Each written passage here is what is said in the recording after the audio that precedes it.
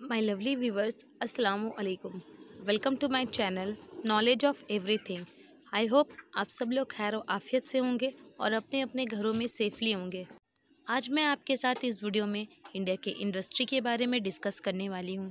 इससे पहले के वीडियो में मैंने आपके साथ physiography of India, natural visitation of India, drainage system of India, soil of India और मिनरल्स ऑफ इंडिया को डिस्कस किया है। अगर आपने मेरा ये तमाम वीडियो नहीं देखा है तो इस वीडियो को ज़रूर देखें। मैंने लिंक डिस्क्रिप्शन में दे रखा है, आप इसके ज़रिए इस वीडियो को देख सकते हैं। इस वीडियो में मैं जिन बातों को एक्सप्लेन करने वाली हूँ वो है factor affecting of the location, दूसरी रॉ मटेरियल्स और तीसरी different types of industry in India. India में कितनी तरह की इंडस्ट्री है और वो कैसे डेवलप कर रही है, इस पॉइंट में हम जानेंगे। हजरत, ये वीडियो एग्ज़ाम के पॉइंट ऑफ व्यू से बहुत इंपॉर्टेंट होने वाला है, लिहाजा इस वीडियो को पूरा ज़रूर देखें ताकि इस वीडियो का फ़ायदा आप तक ज़रूर पहुँचे।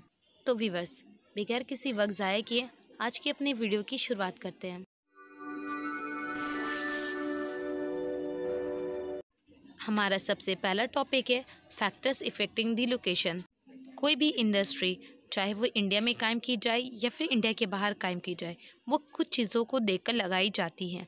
इसको हम लोग फैक्टर्स कहते हैं। जिन जगहों में तमाम सहूलतें बआसानी मुहैया होती हैं वहाँ पर इंडस्ट्री काफ़ी तादाद में कायम की जाती है, और जिन जगहों में ये फैसिलिटीज़ बहुत कम होती है वहाँ इंडस्ट्री कम तरक्की कर पाती है और इंडस्ट्री कम लगाई जाती है। इन फैक्टर्स में important of raw material, water, electricity, transport, labour, market और कैपिटल शामिल है। अब हम लोग एक एक करके इन तमाम फैक्टर्स को एक्सप्लेन करेंगे। सबसे पहले आता है इम्पोर्टेंट ऑफ रॉ मटेरियल्स। किसी भी इंडस्ट्री को कायम करने के लिए रॉ मटेरियल बहुत अहम रोल अदा करता है। जिन जगहों में रॉ मटेरियल काफ़ी बड़ी तादाद में पाई जाती हैं वहाँ इंडस्ट्री लगाई जाती है। फॉर एग्ज़ाम्पल, बंगाल में जूट की कल्टीवेशन काफ़ी बड़ी तादाद में की जाती है, लिहाजा यहाँ पर जूट की इंडस्ट्री काफ़ी बड़ी तादाद में कायम की गई है। इसके अलावा अगर हम लोग दूसरा एग्जाम्पल लें तो वो होगा मुंबई। मुंबई में कॉटन की कल्टीवेशन बहुत ज़्यादा की जाती है, लिहाजा यहाँ पर कॉटन की इंडस्ट्री काफ़ी तादाद में कायम की गई है। इंडस्ट्री को इफ़ेक्ट करने वाला दूसरा फैक्टर वाटर है। चाहे वो छोटा से छोटा इंडस्ट्री हो या फिर बड़ी सी बड़ी इंडस्ट्री, तमाम इंडस्ट्री को वाटर की ज़रूरत पड़ती है। मगर कुछ ऐसी इंडस्ट्री है जिसे दूसरे इंडस्ट्री की बनिस्बत पानी काफ़ी तादाद में ज़रूरत पड़ता है। जैसे आयरन एंड स्टील इंडस्ट्री में वाटर की काफ़ी तादाद में ज़रूरत होती है ताकि आयरन और स्टील को ठंडा किया जा सके।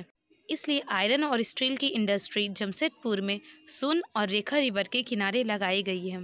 आयरन और स्टील इंडस्ट्री के अलावा टेक्सटाइल इंडस्ट्री और जूट इंडस्ट्री को भी रिवर के किनारे लगाया जाता है, क्योंकि इन इंडस्ट्री को भी पानी की ज़रूरत काफ़ी तादाद में पड़ती है। इंडस्ट्री को इफेक्ट करने वाला थर्ड फैक्टर है इलेक्ट्रिसिटी। रॉ मटेरियल्स और वाटर की तरह इलेक्ट्रिसिटी भी इंडस्ट्री की कायम करने के लिए बहुत इम्पॉर्टेंट है। इलेक्ट्रिसिटी का इस्तेमाल इंडस्ट्री में मशीनों को चलाने और दूसरे कामों को करने के लिए किया जाता है।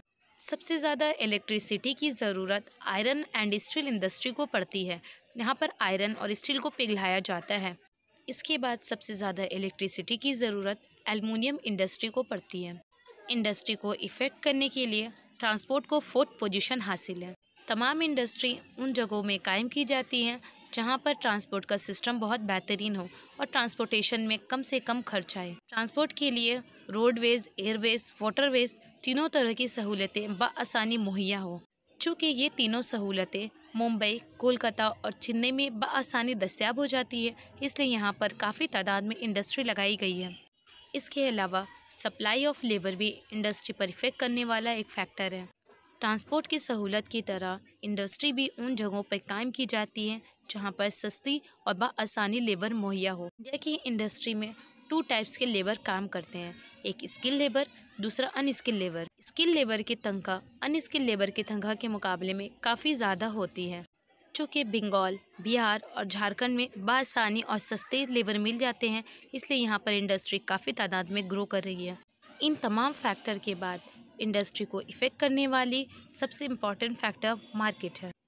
वो तमाम इंडस्ट्री जो कायम की जाती है वो मार्केट के डिमांड पर कायम की जाती है। अगर किसी इलाके में कपड़े की काफ़ी डिमांड है तो वहाँ पर कपड़े की इंडस्ट्री ज़्यादा ग्रो करती है। किसी भी इंडस्ट्री को कायम करने के लिए सबसे इम्पॉर्टेंट फैक्टर कैपिटल है।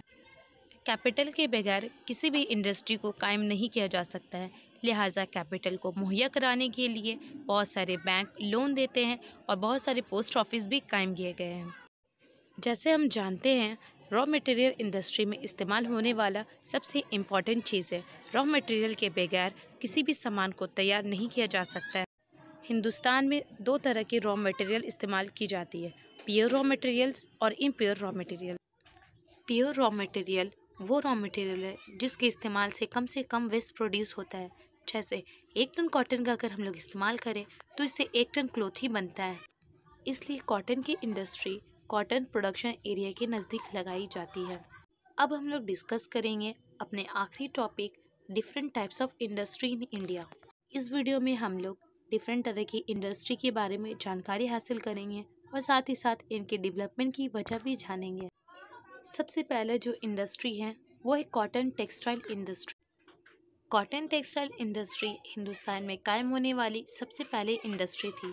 इसे 1818 में वेस्ट बंगाल में सबसे पहले कायम किया गया था, मगर ये वेस्ट बंगाल में सक्सेसफुली तरक्की ना कर सका, लिहाजा इसे बंद करना पड़ा। फिर जब 1851 में कॉटन टेक्सटाइल इंडस्ट्री कायम की गई तो इस वक्त ये इंडस्ट्री काफ़ी तरक्की कर गई। इसके अलावा कॉटन की प्रोडक्शन में चाइना को फर्स्ट पोजीशन हासिल है और हमारे इंडिया को सेकंड। इंडिया में कॉटन टेक्सटाइल इंडस्ट्री को लोकेशन के अकॉर्डिंग डिफरेंट जोन में डिवाइड किया गया है। सबसे पहले आता है वेस्टर्न जोन। इसमें गुजरात और महाराष्ट्र के स्टेट शामिल हैं। महाराष्ट्र में टोटल 110 कॉटन की इंडस्ट्री कायम है। इसमें से 50 इंडस्ट्रीज मुंबई में है।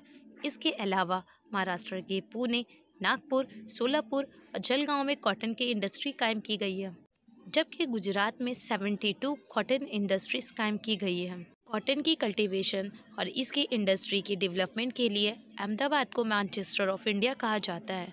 इसके अलावा गुजरात के सूरत, भरूच, बड़ौदा और भावनगर में कॉटन की इंडस्ट्री कायम की गई है।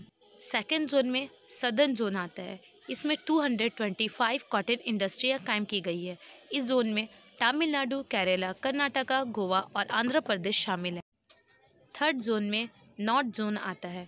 नॉर्थ जोन में पंजाब, हरियाणा, यूपी, दिल्ली और ईस्टर्न राजस्थान शामिल है। इसके बाद कॉटन का फोर्थ जोन ईस्टर्न जोन आता है। ईस्टर्न जोन में बंगाल, बिहार, उड़ीसा और असम के स्टेट शामिल हैं। और सबसे आखिर में फिफ्थ जोन यानी मिडिल जोन आता है। इसमें मध्य प्रदेश, भोपाल और इंदौर के इलाके शामिल हैं। हिंदुस्तान में कायम होने वाली और दूसरी सबसे ज़्यादा तरक्की करने वाली इंडस्ट्री इंजीनियरिंग इंडस्ट्री है।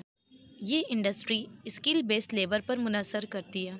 हम लोग इंडिया के इंजीनियरिंग इंडस्ट्री को दो हिस्सों में बांट सकते हैं, एक हेवी इंजीनियरिंग इंडस्ट्री, दूसरी लाइट इंजीनियरिंग इंडस्ट्री।